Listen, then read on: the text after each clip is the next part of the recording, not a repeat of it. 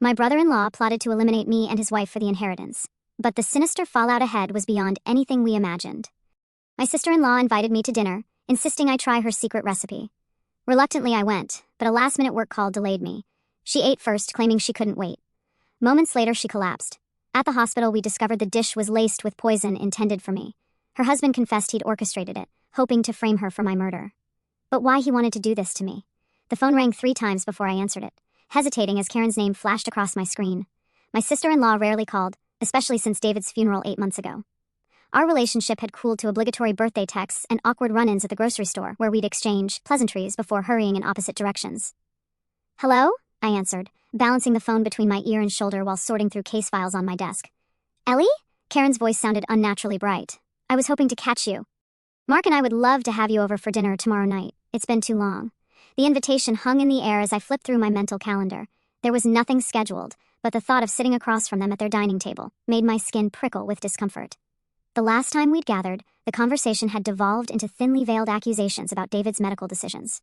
Mark had suggested I should have pushed for experimental treatments, while Karen sat silently, twisting her wedding ring. "I don't know, Karen. Things have been hectic at the firm." A convenient half-truth. "Please, Ellie, I've been working on Grandma Rose's secret recipe. You know, her famous pot roast, the one from that little recipe book you inherited?" Her voice took on an odd, insistent quality. "I've finally perfected it, and I want you to try it. It would mean a lot to me." I frowned, twirling a pen between my fingers. Karen had never shown interest in family recipes before. In fact, during holiday gatherings, she'd often make comments about how outdated Grandma's cooking was compared to her modern, health-conscious meals. She'd once referred to the family cookbook as a heart attack waiting to happen. "You're cooking Grandma's pot roast?" I couldn't keep the surprise from my voice. "Yes. I found her notes in some of David's things," she explained quickly. "It feels like a way to connect, you know, after everything." The mention of David's belongings softened me slightly. We divided his possessions, after the funeral, a process that had been clinical and distant. Perhaps this was Karen's attempt at bridging the gap between us. "Sure," I conceded. "What time?" 7. "And Ellie?" Her voice dropped to an almost conspiratorial whisper. "Don't eat beforehand, this is special." After hanging up, I couldn't shake the strange feeling that settled over me. The timing seemed suspicious. Uncle William had passed away just 3 weeks ago, and the reading of his will was scheduled for next Monday. I was his only niece, and rumors had circulated within the family that I might be a significant beneficiary, as I'd spent summers caring for him while my parents traveled for work. Karen and Mark's sudden desire to reconnect seemed too coincidental. They barely acknowledged me at Uncle William's funeral, aside from Mark's firm handshake and questions about when the estate would be settled. His financial consulting business had reportedly hit rough waters recently. I'd overheard snippets at the reception about layoffs and lost clients. The next day progressed normally until 4:30 p.m., when my paralegal Jen rushed into my office, her face pinched with concern as she placed a folder on my desk. "I think you should look at these," she said. "They're the trust documents for the William Taylor estate. There are inconsistencies in the signature dates. See here? This addendum is dated after your uncle was hospitalized but before his death. The handwriting doesn't quite match the original." I flipped through the papers, my heartbeat quickening. The amended trust appeared to redirect assets in the event of premature death of primary beneficiaries. My name was specifically mentioned. "This needs to be verified," I said, reaching for the phone. "Call Judge Harrington. We need these documents examined before the official reading." The call stretched beyond expectation as we waited for the judge's clerk to locate similar documentation. By the time we finished, it was 6:40 p.m. Karen's dinner was in 20 minutes, and I hadn't left the office. I texted her quickly, running late. "Work emergency, start without me, be there as soon as possible." Her response came immediately. "No, please hurry, the recipe is time-sensitive. It won't be the same if it sits too long." I gathered my things, that sense of unease growing stronger as I navigated rush-hour traffic. My phone buzzed again. It was another text from Karen. "Please hurry. Mark is acting strange." My grip tightened on the steering wheel. I dialed her number, but it went straight to voicemail. Before I could try again, another message appeared. "Never mind. Everything's fine." The contradictory messages sent a chill down my spine. I remembered David mentioning Mark's temper once, how he'd seen him kick a wall after a bad day at work. My brother had laughed it off, just letting off steam. But the memory carried new weight now. I was 10 minutes from their house when a black sedan cut me off, forcing me to slam on my brakes. My phone flew from the passenger seat onto the floor. As I pulled over to retrieve it, I noticed an envelope had slipped from my briefcase, Uncle William's personal letter to me, given to his attorney with instructions to pass it to me before the official will reading. I hadn't opened it yet, saving it for a moment when I could give it proper attention. But something compelled me to break the seal now. Reading by the glow of my dashboard lights, "My dearest Eleanor," it began in Uncle William's shaky handwriting. "If you're reading this, then my suspicions were correct. Trust no one, especially those who suddenly seek your company. The accident that took your parents wasn't random. The same people responsible are likely circling now that I'm gone. The evidence is in the family Bible, hidden in the lining. Be careful, my girl." My hands trembled as I folded the letter. My parents' car accident had been ruled a mechanical failure 12 years ago. Uncle William had never mentioned suspicions before. As I approached Karen and Mark's driveway, the colonial house loomed against the darkening sky. Lights glowed from within, warm and inviting, but the text messages, the letter, and the timing of this dinner swirled in my mind. My phone buzzed one final time as I parked behind Mark's Mercedes. "I've set your place at the table. Don't worry about being late. Family dinner is long overdue." Taking a deep breath, I stepped out of my car, clutching my keys in one hand and the folder of trust documents in the other. Whatever awaited me inside, I was determined to face it with open eyes. I knocked twice before using the spare key that had been mine since David died. The entryway light cast long shadows across the recently installed marble flooring, part of the renovation project Karen had enthusiastically described at David's wake, timing that had struck me as odd even then. "Karen?" I called out, removing my coat. The house smelled of rosemary and garlic, rich and inviting despite my apprehension. In the dining room she answered, her voice lighter than usual. "I've already started." I made my way through the living room, noting the new furniture and artwork that seemed excessive for a couple reportedly facing financial challenges. The dining room appeared transformed from my last visit, crystal chandelier, custom drapery, and an antique table that hadn't been there before. Karen sat alone, a half-filled wine glass beside her plate. She wore a navy dress I'd never seen, her blonde hair swept into an elegant updo that seemed excessive for a casual family dinner. Her plate had food on it, but it looked more rearranged than eaten. "I couldn't wait," she said, dabbing her lips with a napkin. "After spending all day cooking, my stomach was growling." Her laugh didn't reach her eyes, which darted toward the kitchen door repeatedly. "Where's Mark?" I asked, setting my bag on a nearby chair, keeping the folder of documents close. "Last-minute errand," she replied too quickly. "He forgot wine. You know how he insists on pairing everything perfectly." She gestured to the chair across from her, where an immaculate place setting awaited. "Please sit. I'll serve you while it's still warm." The table was exquisitely arranged. Grandmother's china that should have been in my possession according to David's will, sterling silver flatware, and crystal glasses that caught the light. My plate sat empty, while a large serving dish covered with a silver dome occupied the center of the table.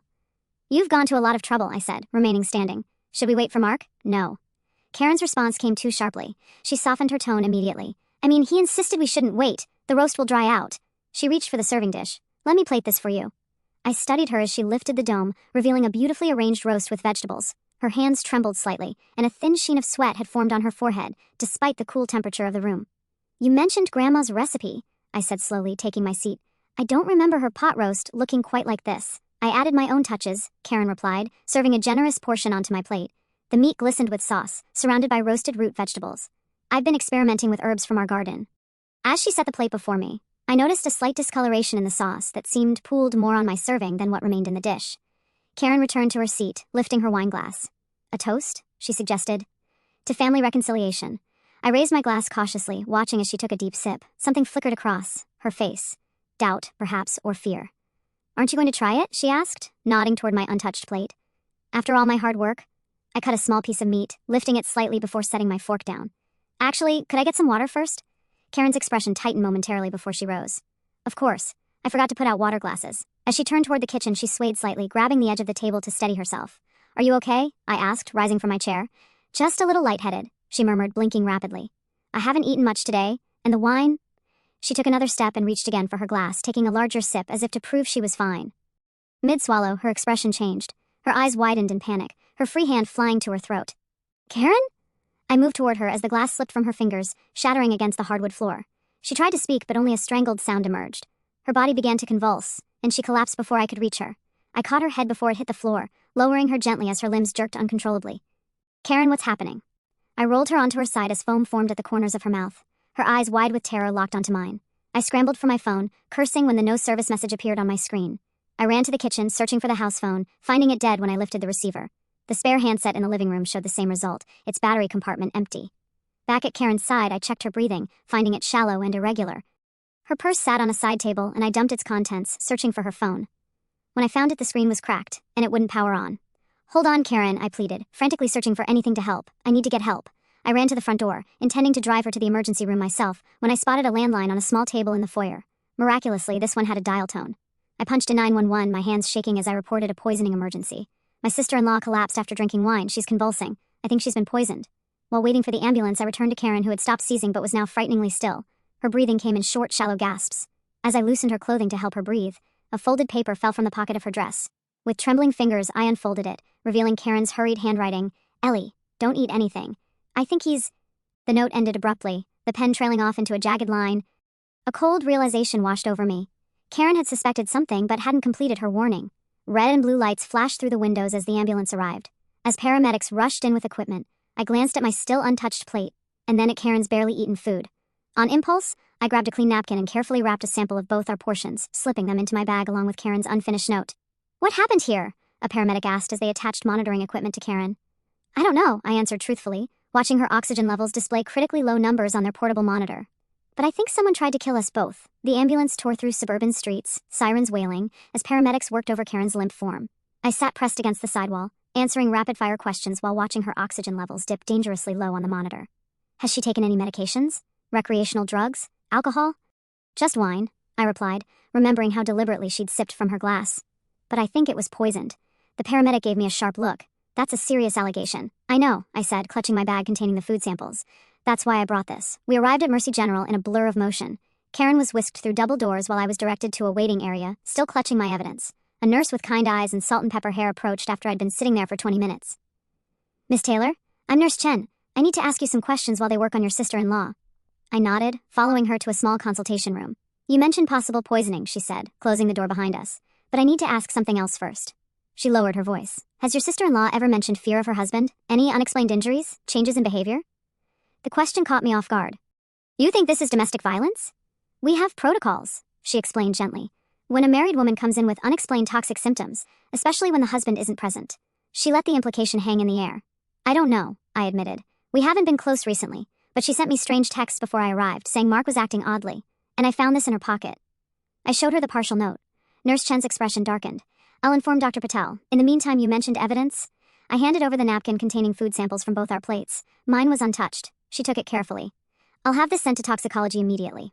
An hour passed in the waiting room before the automated doors slid open, revealing Mark. His normally impeccable appearance was disheveled, tie loosened, hair uncombed, eyes wild with what appeared to be panic. Ellie, he exclaimed, rushing toward me. What happened? I got a call. They said Karen's been hospitalized. His voice cracked, drawing sympathetic glances from others in the waiting area. She collapsed during dinner, I said, watching his face carefully, after drinking her wine. Something flickered in his eyes. Surprise? Fear? It vanished quickly, replaced by convincing distress. I should have been there, he said, running his hands through his hair. If I hadn't gone out for more wine. Where exactly did you go, I asked. I tried calling your cell, Jensen's Liquor on Maple Street, he replied without hesitation. My phone died earlier today. Forgot to charge it last night. Been using my work phone. He pulled out a different device from his pocket. But the reception in that store is terrible. Basement level, you know. His explanation was smooth. Too smooth, like he'd rehearsed it. Before I could probe further, Dr. Patel emerged through the double doors. Family of Karen Adams? We both stood. Doctor? Patel, a petite woman with an authoritative presence, assessed us briefly before speaking. She's stabilized but still critical. Whatever toxin she ingested caused severe respiratory distress and cardiac arrhythmia. We've performed gastric lavage and administered activated charcoal. The next 24 hours will be crucial. Toxin? Mark's face paled. What do you mean, toxin? Dr. Patel's expression remained neutral. Preliminary tests suggest a powerful poison. We've expedited toxicology screening to identify it precisely. Can I see her? Mark asked, his voice breaking as he wiped away tears that seemed to appear on cue. Briefly, Dr. Patel answered. She's unconscious and intubated. As Mark followed the doctor, Detective Anthony Russo approached from the hospital entrance, flashing his badge discreetly. Miss Taylor? I'm Detective Russo. Could we speak privately? In a small conference room, the detective set up a recording device while explaining that poisoning. Cases automatically triggered police involvement. His questions were methodical, starting with basic facts before delving deeper. You mentioned receiving a dinner invitation. Do you still have it? I showed him the text messages on my phone. That's interesting, he said, scrolling through them. Our tech team pulled the digital records. These texts came from an IP address associated with Mark Adams' laptop, not Karen's phone. My breath caught. He sent them, pretending to be Karen? It appears so, Detective Russo confirmed. We've also retrieved security footage from Jensen's Liquor. Mr. Adams did enter the store at 6:52 p.m. and purchase a bottle of red wine. However, his car was captured on traffic cameras near your office building earlier today, around the time you would have been at work. The implications made my skin crawl. You think he was watching me? We're investigating all possibilities, he replied diplomatically. A nurse interrupted, informing us that toxicology had preliminary results. Detective Russo asked to join the consultation, and Dr. Patel agreed, her expression grave as she reviewed the report. We've identified the substance as tetrodotoxin combined with a paralytic agent, she explained. It's extremely rare and highly lethal, typically found in certain marine animals, but this appears to be a synthetic variant, like something an exterminator might use. I asked, remembering news reports about professional-grade poisons, similar chemical structure. Yes, Dr. Patel confirmed. But this isn't something you'd find in a hardware store. The combination suggests sophisticated knowledge of biochemistry. Detective Russo made notes. I'd like to question Mr. Adams about this. When confronted with the toxicology results, Mark's performance was flawless, shock, confusion, and vehement denial of any knowledge about such substances. He mentioned Karen's gardening hobby, suggesting she might have accidentally contaminated herself with pesticides. I excused myself to use the restroom, emotionally drained by the evening's events. As I rounded the corner back toward Karen's room, I heard Mark's voice coming from a secluded alcove near the vending machines. "The situation is complicated now," he whispered into his phone, unaware of my presence.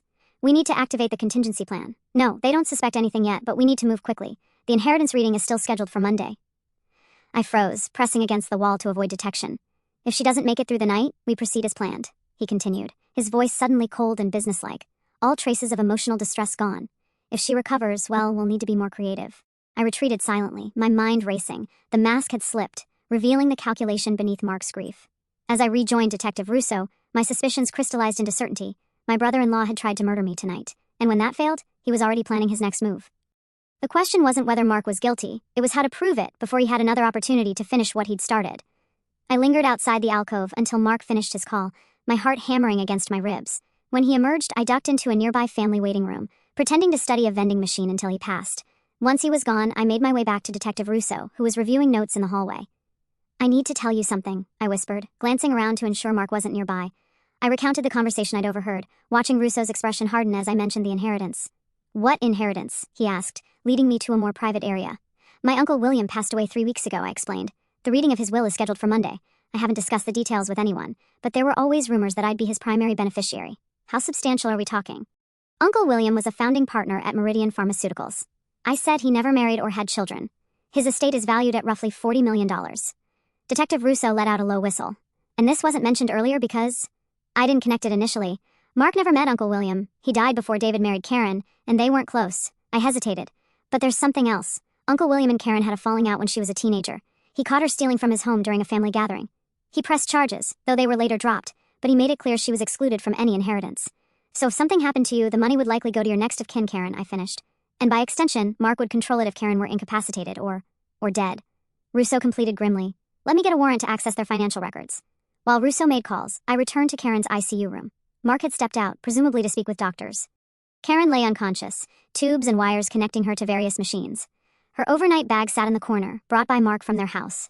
On impulse, I checked the bag, finding her tablet inside. I knew her password, David, birthday, from when she'd asked me to help her with tech issues in the past. The unlocked screen revealed dozens of open tabs on financial articles, bankruptcy filings, and fraud investigations.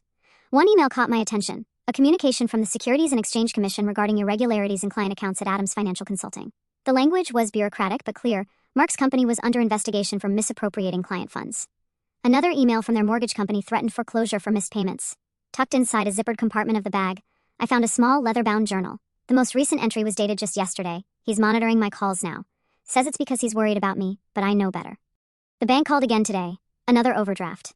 "Where's the money going?" When I asked Mark, he exploded, accused me of not trusting him, said if I told anyone about our financial troubles, he'd make me regret it.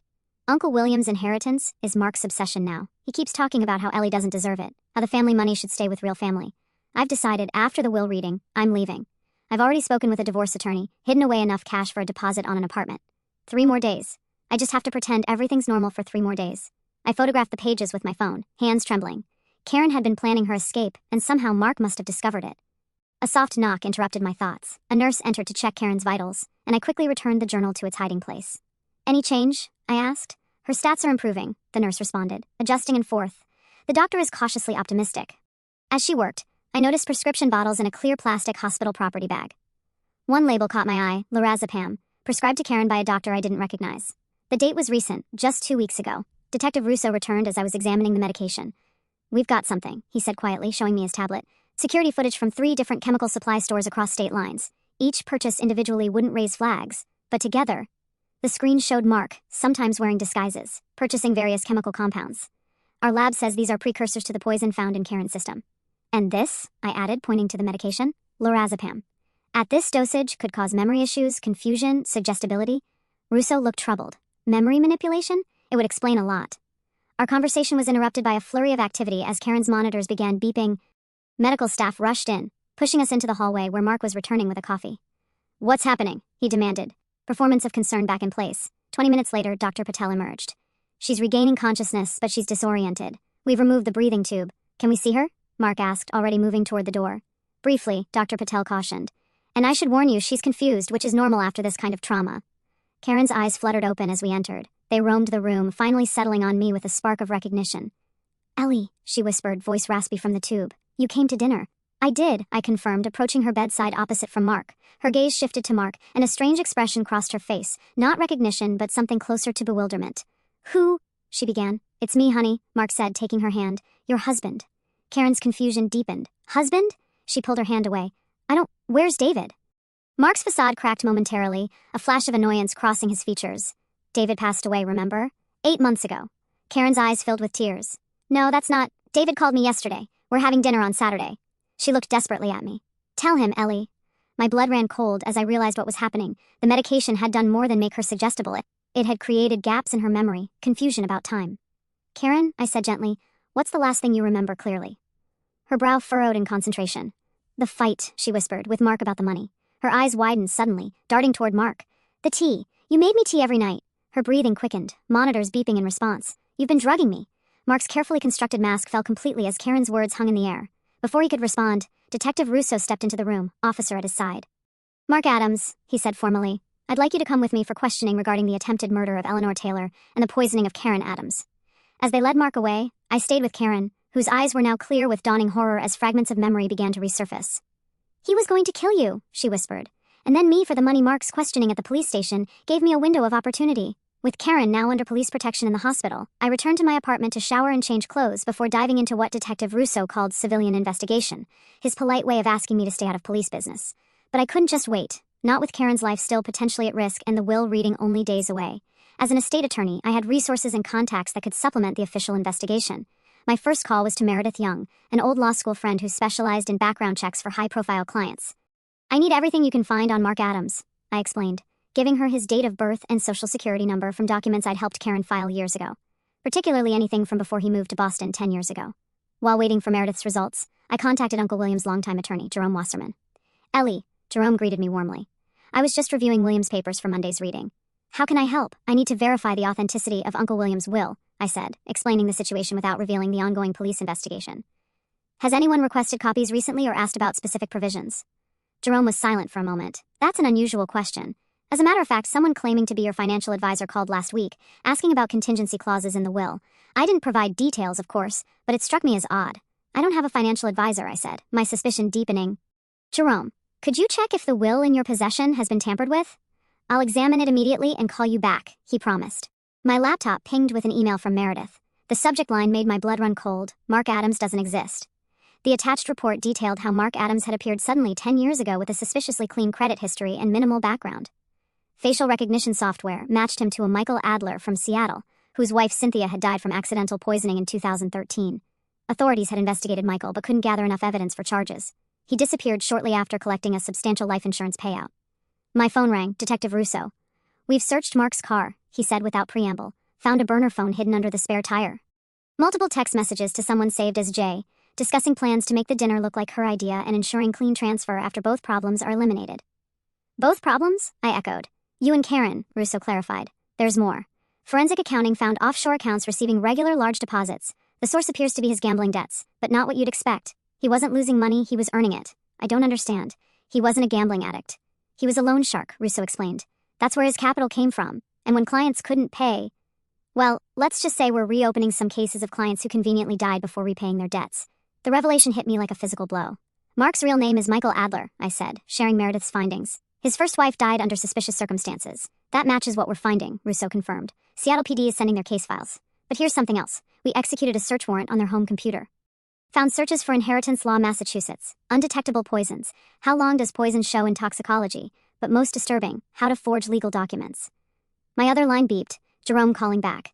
I need to take this, I told Russo. It's about Uncle William's will. Jerome's voice was grave. Ellie, something's wrong. The will in my possession appears genuine, but certain provisions don't match my notes. Specifically, there's a clause regarding redistribution of assets if primary beneficiaries predecease William or die within 60 days of his death. That clause wasn't in the original. William was very specific about your inheritance regardless of circumstances. I've retrieved our backup copy from secure storage. The documents don't match. The will was forged, I whispered. Not entirely, Jerome clarified. Most provisions are identical, but key sections were altered. Very sophisticated work, proper legal language, matching paper stock, even a reasonable approximation of William's signature. Without my original notes, I might never have noticed. When could this have happened?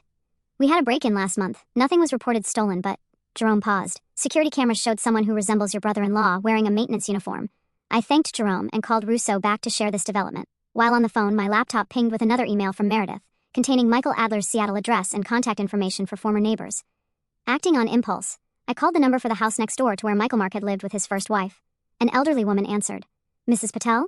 You don't know me, but I'm investigating Michael Adler, who lived next door to you about 10 years ago." "That dreadful man," she said immediately. "Are you with the police?" I told them he killed poor Cynthia, but no one listened. "What made you so sure?" I asked. "Besides watching him put drops in her tea when she wasn't looking," Mrs. Patel said dryly. "The night she died, I heard them arguing about his other woman, a Julia or Julie something. When the ambulance came, he didn't seem surprised at all, just stood there watching like he was waiting for it to be over. Julie, J. The same initial as the contact in the burner phone." I thanked Mrs. Patel and immediately called Russo again. "Check if Mark has any connections to someone named Julie or Julia," I urged. "I think she might be the accomplice from the texts." "Already ahead of you," Russo replied. "We found hotel receipts in his briefcase for 2 rooms under different names. Security footage shows him meeting with a woman who matches the description of his administrative assistant at his firm." "What's her name?" I asked, already suspecting the answer. "Julie Newell," Russo confirmed. "And get this, she recently purchased an industrial-grade paper shredder and cleaning chemicals typically used to remove biological evidence." The pieces were falling into place: Mark's identity change, the forged will, the accomplice. The more we discovered, the clearer it became that this wasn't a crime of opportunity, but a carefully orchestrated plot years in the making. My phone buzzed with a text from an unknown number. "Not over yet. He's not working alone. Watch your back." Karen was warning me. Despite Mark being in custody, the danger hadn't passed. Someone else was still out there, someone who had access to Karen's hospital room and knew she was regaining her memory. Karen's warning text left me shaken. I forwarded it to Detective Russo, who arranged for an additional officer outside her hospital room and advised me to stay away until they could secure the situation. But I couldn't just sit in my apartment waiting, not when answers were so close. I returned to the hospital the next morning, passing through increased security to reach Karen's room. She looked better, some color returning to her cheeks as she sat propped up in bed. The police officer stationed outside nodded as I entered. "You got my message," she said, voice stronger than the previous day. "How did you send it? I thought they took your phone as evidence. The nurse let me borrow hers." Karen's eyes darted to the door. "They don't think I remember much, but it's coming back in pieces, like a jigsaw puzzle with half the pieces missing." I pulled a chair close to her bed. "What do you remember?" Karen's expression crumpled, enough to know I helped him, not intentionally, but she pressed a tissue to her eyes. "He's been drugging me for months, the tea every night. I thought it was his way of being sweet, taking care of me." "That's not your fault," I assured her, taking her hand. "But I called you, Ellie. I remember that clearly now. He stood over me, told me exactly what to say, made me invite you to dinner." Her voice broke. "I was going to warn you when you arrived, but by then the drugs were stronger. He put something in my wine right before you came. The wine you drank instead of the food, I realized." Karen nodded. "He was so angry when I started eating before you arrived. That wasn't part of his plan. He'd prepared your plate especially, with the poison." "Yes, but I don't remember the food preparation. That whole afternoon is blank." She squeezed my hand, "but I remember the arguments, about money, his late-night phone calls with someone named Julie, and I remember finding paperwork about Uncle William's estate in his briefcase." I showed her the evidence we'd gathered, Mark's true identity, the forged will, the burner phone communications. With each revelation, Karen's expression shifted from shock to grief to anger. "I married a stranger," she whispered. "A murderer. We need to find Julie," I said. "She's still out there and she might try to finish what Mark started." Karen's eyes widened suddenly. "The hospital volunteer, the woman with the red hair who brings magazines." "She's not a volunteer. I've seen her with Mark before." I immediately alerted the officer outside, who radioed the description to hospital security. Detective Russo called minutes later, confirming they were reviewing security footage to identify the woman. "We need to draw her out," I said to Russo. "Set a trap." "Absolutely not," he replied firmly. "Leave this to law enforcement." But after ending the call, Karen and I exchanged looks. "You have a plan," she said. "A risky one," I admitted. "But it might be our best chance to catch Julie and get more evidence against Mark." With Karen's approval, I made a very public phone call in the hospital cafeteria, speaking loudly enough for nearby tables to hear. "Yes, Jerome, I understand the concerns about Uncle William's will. Let's meet tomorrow to discuss expediting the inheritance distribution, given these extraordinary circumstances." I paused for dramatic effect. "Yes, I'll bring the original documents from my home safe. Noon at your office. Thank you." After ending the call, I noticed a red-haired woman 2 tables away quickly gathering her things. Mission accomplished. Back in Karen's room, I explained the plan to the police officer, who reluctantly agreed to inform Detective Russo. We were setting up surveillance at my apartment in Jerome's office, when a nurse interrupted with an unexpected visitor, a well-dressed man in his 50s who introduced himself as Robert Chen. I was cautious. "I was Mark's business partner until 6 months ago," he explained after the officer verified his identity. "I saw the news about his arrest.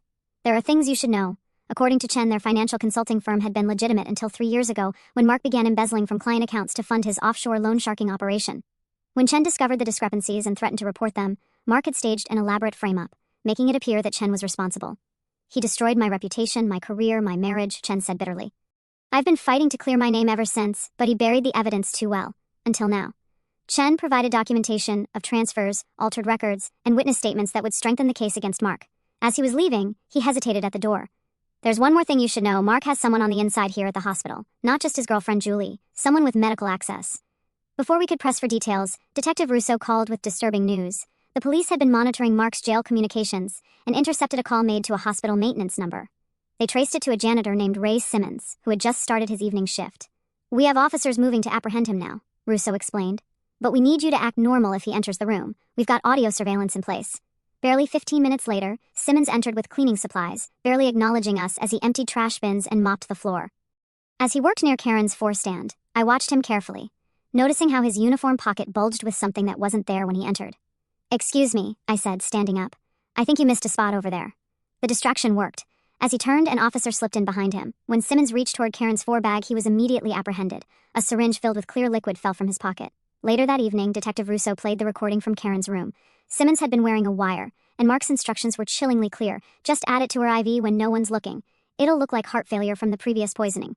5,000 now, 5,000 when it's done. Mark's voice was cold, methodical. With both sisters gone, the inheritance flows exactly where we planned. Julie's already taken care of the paperwork. By this time tomorrow, we'll be millionaires, and no one will connect the dots. The evidence was damning, but Mark's mention of both sisters sent a chill through me. Karen wasn't my sister. She was my sister-in-law. Who was the other sister Mark had referenced? The answer came in a follow-up text from the unknown number, not just Julie. There's someone else, someone closer. Watch your back. Tomorrow I'll explain everything. K. As night fell over the hospital and security tightened around Karen's room, I couldn't shake the feeling that the most dangerous revelation was still to come. Dawn broke over the hospital with shafts of pale gold light filtering through the blinds of Karen's room. I hadn't slept, instead keeping watch from the vinyl recliner beside her bed. Detective Russo's plan was risky, but necessary. Mark had requested a meeting with Karen through his attorney, claiming he wanted to apologize. The district attorney had initially refused, but Karen herself had advocated for it. "It's our chance to get his full confession," she argued, her voice stronger than it had been since the poisoning. "Let him think he's manipulating me one last time."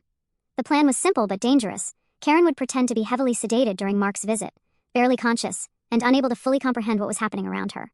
I would be present as her medical proxy, ostensibly to ensure her well-being during the visit.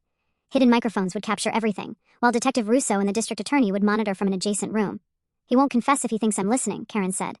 "But if he believes I'm drugged, that I won't remember, his ego won't be able to resist." At precisely 10, the door opened to reveal Mark in an orange jumpsuit, hands cuffed in front of him, escorted by 2 officers.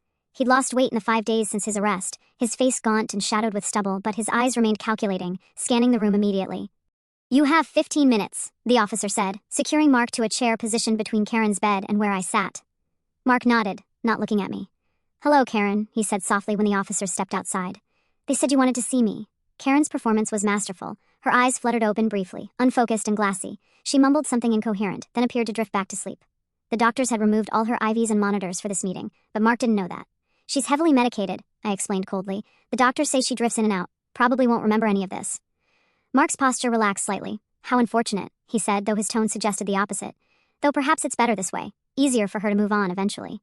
"Why did you do it?" I asked, letting genuine anger color my voice. Was Uncle William's money really worth all this? Mark studied me for a long moment, his expression shifting from calculated sympathy to something colder. "You have no idea what's really happening here, Ellie." "You never did." "Then explain it to me," I challenged. "Karen won't remember, and I'm the one you tried to kill. Don't I deserve to know why?" A thin smile spread across his face. "Fair enough, though I wasn't planning to kill you, just incapacitate you long enough to miss the will reading." He leaned forward, lowering his voice. "The fatal dose was meant for Karen all along. The revelation hit me like a physical blow." "What?" "The perfect plan," he continued, warming to his subject. "Your death would look like an accident directing your inheritance to Karen. Then her suicide, overcome with grief over another family tragedy, would leave everything to me as her husband. 2 deaths, $40 million, and not a fingerprint connecting me to either." "But why kill Karen at all?" I asked, genuinely confused. "As her husband, you'd have access to the money anyway." Mark's laugh was hollow. "Karen discovered my plans months ago. She was leaving me, had already contacted a divorce attorney. She just needed the inheritance to secure her escape." He glanced at Karen's seemingly unconscious form. She was smarter than I gave her credit for, but not smart enough. "And Julie, where does she fit into this?" "Insurance," Mark shrugged. "Someone to finish the job if I couldn't. Someone to split the blame if things went wrong. She's likely in Canada by now." Karen stirred slightly on the bed, a soft moan escaping her lips. Mark's eyes flickered to her, then back to me. "She won't recover fully, you know," he said casually. "The damage to her nervous system is permanent. The doctors just haven't told you yet." "You seem very well informed about her medical condition," I observed. "I did my research." just like I researched how to accelerate your brother's cancer without raising suspicions. The room seemed to tilt around me. David, what are you saying? Mark's expression remained chillingly calm. Incremental doses of thallium in his supplements, undetectable unless specifically tested for, mimics the symptoms of advancing lymphoma perfectly. It was essential to gain access to your family after all. Uncle William's original will specified the inheritance would only go to you if you had no immediate family remaining. You killed my brother to get to Uncle William's money? The horror of it threatened to overwhelm me. Not immediately, Mark clarified, as if discussing a business strategy.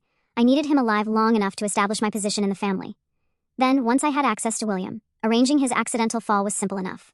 The old man never suspected his evening tea contained enough sedatives to make him dizzy. Karen's eyes remained closed, but I could see the tension in her jaw, the effort it took to maintain her facade of unconsciousness, as she heard the truth about her husband. You're a monster, I whispered. I'm a businessman, Mark corrected. A very good one. This was merely an investment strategy with unfortunate but necessary collateral damage. He leaned closer, his voice dropping. And the irony? Even from prison, I still win. The money flows to Karen, and as her husband, I control her medical decisions. If she's deemed incompetent, which after the unfortunate complications she's about to experience tonight, she certainly will be. What do you mean? I asked, real fear creeping into my voice. Let's just say hospital security isn't as tight as Detective Russo believes. Mark smiled. Julie may be gone, but there are other loyal employees who stand to benefit from my success. Before I could respond, the door swung open. Detective Russo entered, accompanied by the district attorney and 2 officers. Mark Adams, also known as Michael Adler, the district attorney announced formally, "You're now being charged with the first-degree murder of David Taylor and William Taylor, in addition to the attempted murders of Eleanor Taylor and Karen Adams." Mark's face went slack with shock. His eyes darted to Karen, who was now sitting fully upright, eyes clear and alert. "You were saying something about loyal employees?" she asked, voice steady. "We've apprehended your remaining accomplice, Dr. Spencer," Detective Russo added. "He's already confessing to falsifying David Taylor's medical records in exchange for reduced charges." As the officers moved to take Mark away, the district attorney held up a document. "We also have a warrant to collect DNA evidence linking you to William Taylor's home on the night of his death. The tests have already confirmed a match to hair samples found at the scene." Mark's carefully constructed facade crumbled completely. He lunged toward me, restrained only by his handcuffs and the officer's quick reaction. "This isn't over," he snarled, his refined manner evaporating to reveal the predator beneath. "You have no idea what I'm capable of. None of you do." As they dragged him from the room, Karen finally allowed tears to fall. "David," she whispered. "He killed David." I moved to sit beside her on the bed, wrapping my arms around her shoulders. "I know," I said, my own grief fresh again. "But he won't hurt anyone else now." 3 weeks later, after the legitimate reading of Uncle William's will and Mark's arraignment on multiple charges, Karen and I stood on the porch of my brother's old summer cottage by the lake, a property I had inherited but never visited since his death. "Are you sure about this?" Karen asked, watching as I handed her a copy of the deed with her name added beside mine. "Absolutely," I nodded. "David would have wanted you to have it. And besides," I added with a tentative smile, $40 million is too much for one person. I think we both need a fresh start." Karen squeezed my hand, tears glistening in her eyes. "Family," she said simply. "Family," I agreed, unlocking the door to our shared future. As the setting sun painted the lake in hues of gold and crimson, the colors of healing, not vengeance, behind us, the shadows of the past began to recede. And though we would never forget what Mark had taken from us, we refused to let his darkness define our path forward.